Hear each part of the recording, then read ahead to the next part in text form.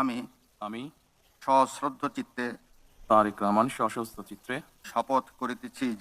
শপথ করিতেছি যে আমি আইন অনুযায়ী সরকারের প্রধানমন্ত্রী পদের কর্তব্য বিশ্বস্ততার সহিত পালন করিব। আমি বাংলাদেশের প্রতি অকৃত্রিম বিশ্বাস ও আনুগত্য পোষণ করিব। আমি সংবিধানের রক্ষণ সমর্থন ও নিরাপত্তা বিধান করিব। আমি ভীতি বা অনুগ্রহ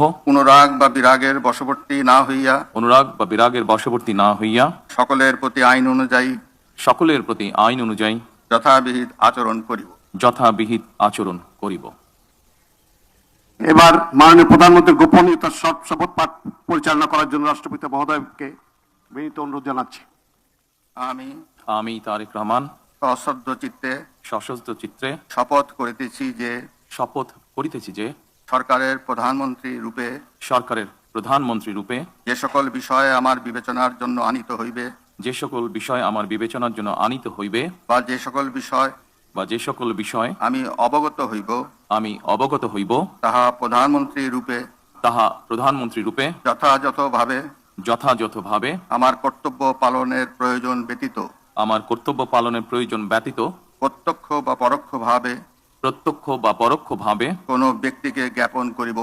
কোনো ব্যক্তিকে জ্ঞাপন করিব না বা কোনো ব্যক্তির নিকট প্রকাশ করিব না। ধন্যবাদ। মাননীয় প্রধানমন্ত্রীকে পদের শপথ ও গোপনীয়তার শপথ স্বাক্ষর করার জন্য এবং স্বাক্ষর শেষে নির্ধারিত আসন গ্রহণ করার জন্য বিনীত অনুরোধ জানাচ্ছি।